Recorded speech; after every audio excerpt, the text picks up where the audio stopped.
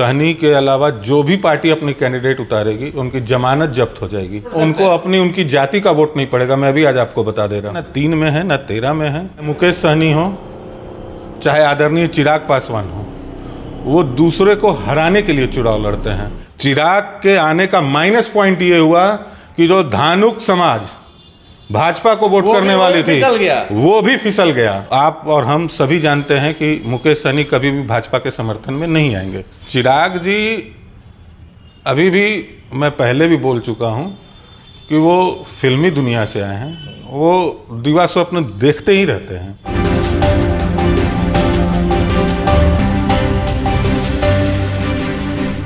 अभी हमारे साथ है राष्ट्रीय लोक जनशक्ति पार्टी के बिहार के प्रदेश प्रवक्ता मनीष आनंद।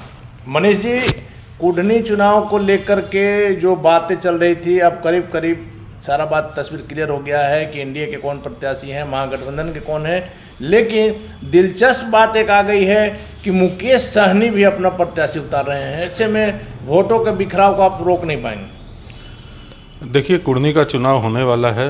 भाजपा ने अपना कैंडिडेट की घोषणा कर दी है, राजद ने कर दी है जी। लोकतंत्र में सभी को चुनाव लड़ने का हक है। अगर आप बात कर रहे हैं मुकेश सहनी वहाँ अपनी पार्टी के कैंडिडेट को खड़ा कर रहे हैं, तो मुकेश सहनी का जो अपना जातिगत वोट बैंक है वो करीब 24,000 के करीब है। सहनी वोट मल्लाह का जो वोट है, और जो इस कैंडिडेट को लाने जा रहे हैं, जैसी चर्चा है वह सवर्ण है, तो उसका वोट करीब करीब आपको 40,000 है।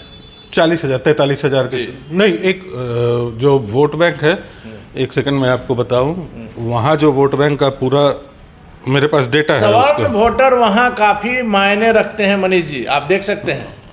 वहाँ देखिए 43,000 मुस्लिम वोट है, 38,000 भूमिहार का वोट है, 34,000 यादव हैं, 33,000 बनिया हैं, 27,500 कोयरी हैं, 26,000 रविदास का वोट है, 24,000 मल्लाह हैं, 23,000 पासवान हैं, 9,000 कुर्मी हैं, 8,500 मुसहर हैं, 8,500 ब्राह्मण मैथिल को इंक्लूड करके 38 सवर्ण अगर सिर्फ भूमिहार का मिला दे रहे हैं, और 8,500 राजपूत का भी वोट है, ब्राह्मण का वोट भी करीब 47,000 है।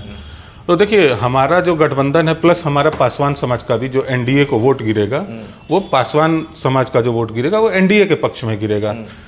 और भाजपा के प्रति सवर्ण हो चाहे वैश्य हो, सुशासन के नाम पर जो भाजपा ने एक मॉडल तैयार किया है, उस पे वोट निश्चित तौर पे शहरी क्षेत्र हो चाहे ग्रामीण क्षेत्र हो, वोटर तो माना जाता है कि बीजेपी को जाएगा। यहाँ हम बात कर रहे हैं कि मुकेश सहनी के आने सवर्ण ही नहीं। देखिए, जो शहरी इलाका होता है या जहाँ पढ़े लिखे लोग हैं, जहाँ भी पढ़े लिखे लोग हैं, वो भाजपा को ही दलगत राजनीति से उठकर वोट करते हैं, क्योंकि उनको मालूम है। लेकिन बिहार के चुनाव में जातिगत राजनीति से आप इनकार नहीं कर सकते मनीष बाबू। मैं आपको आज बता रहा हूं कि सहनी के अलावा जो भी पार्टी अपनी कैंडिडेट उतारेगी उनकी जमानत जब्त हो जाएगी। मुकेश सहनी में दम है, आप मान सकते हैं कि मुकेश सहनी यदि किसी को जिता नहीं सकते हैं तो हरा जरूर सकते हैं। उनको अपनी उनकी जाति का वोट नहीं पड़ेगा। मैं भी आज आपको बता दे रहा हूं, उनको उनकी अपनी जाति का वोट नहीं पड़ेगा।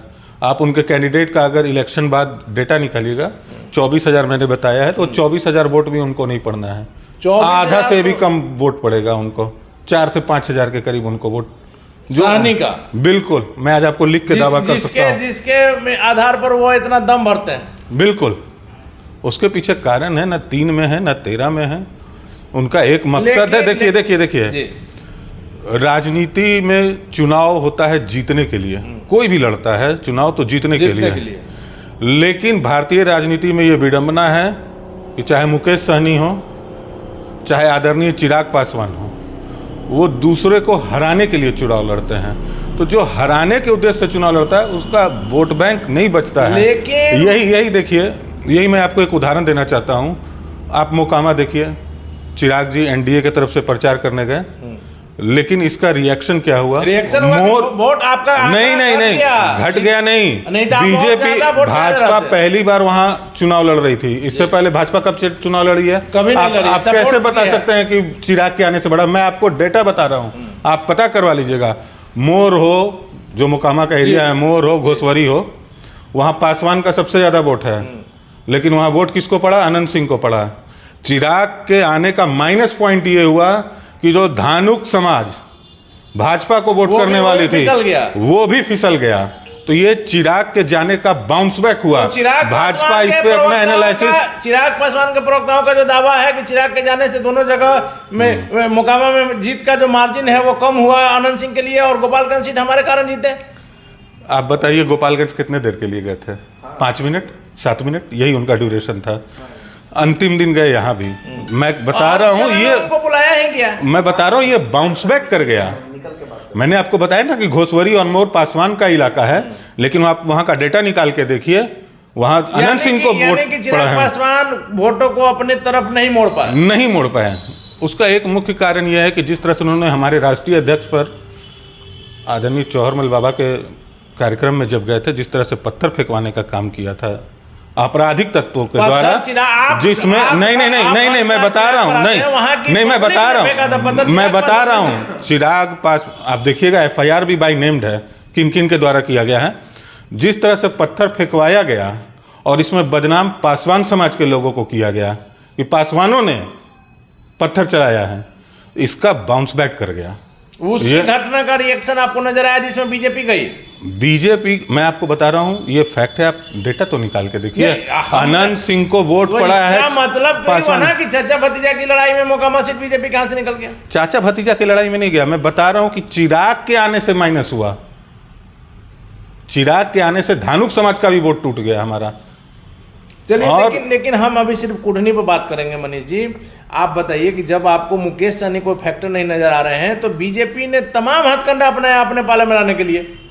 बीजेपी ने कहा मुकेश सहनी को बनाने की तमाम कोशिशें हुई, आपको भी पता है। देखिए ये सब प्रोपेगेंडा खड़ा करवाया जाता है।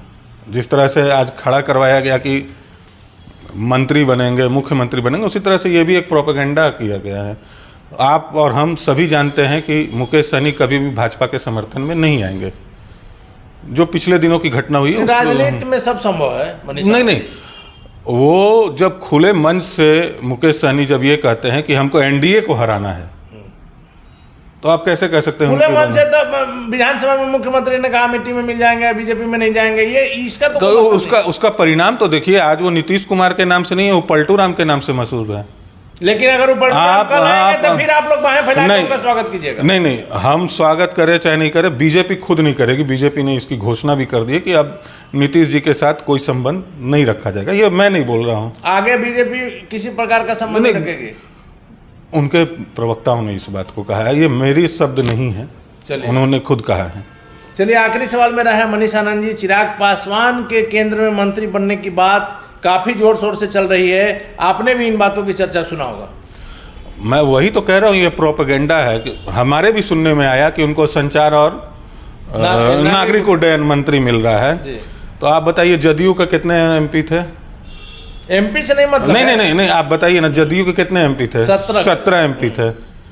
कितने मंत्रालय उनको दिए गए? आरसीपी सिंह एक जी। उसके बाद शिवसेना पे आई है 19 पुराने सहयोगी थे, सबसे पुराने सहयोगी थे। 19 पे एक मंत्रालय मिला। इनमें कौन सा सुरखाब का पर लगा हुआ है कि इनको 2-2 मंत्रालय दिया जाएगा? वो भी दोनों जगह पे कार्यरत है। नागरिक उड्डयन मंत्री, हमारे तक तो सुनने में आया है कि नागरिक उड्डयन मंत्रालय का भी प्रभार मिलेगा, जो खुद कह रहे हैं। तो जिस तरह से, तो सिंधिया जी कहाँ जाएंगे? सिंधिया जी इन दिनों अगर आप देखिएगा, यूक्रेन का जब युद्ध चल रहा था, जा के बच्चों को लाने का काम किए हैं, इतना अच्छा काम किए हैं। अभी हमारे छात्र के राष्ट्रीय अध्यक्ष के साथ कुछ मिसबिहेव हुआ था, उनके ट्वीट पे तुरंत रिस्पांस लिया गया। तो इतना एक्टिव मंत्री को कोई क्यों हटाएगा? ये सोचनीय विषय है। चिराग जी अभी भी, मैं पहले भी बोल चुका हूँ कि वो फिल्मी दुनिया से आए हैं, वो दिवा स्वप्न देखते ही रहते हैं, तो उनकी बातों को सीरियसली लेने की आवश्यकता नहीं है। चलिए, तो आप कुर्नी सीट भी जीत रहे हैं, हम जीतने के लिए लड़ रहे हैं। तो जीतने के लिए महागठबंधन मिला। देखिए, लोकतंत्र में जनता जनार्दन होती है। हम अपने वहाँ जो हम लोग वहाँ काम किए हैं, आपको याद होगा 2014 में जब हम जदयू से अलग थे, जदयू राजद के साथ थी, उस समय भी हमने वहाँ जदयू के कैंडिडेट को पटखनी देने का काम किया था। तो हमारा काम बोलता है और उस पर हमें आशा है कि हम लोग वहाँ जीत रहे हैं। लेकिन लोकतंत्र में अंततः जनता के हाथ में ताकत होती है।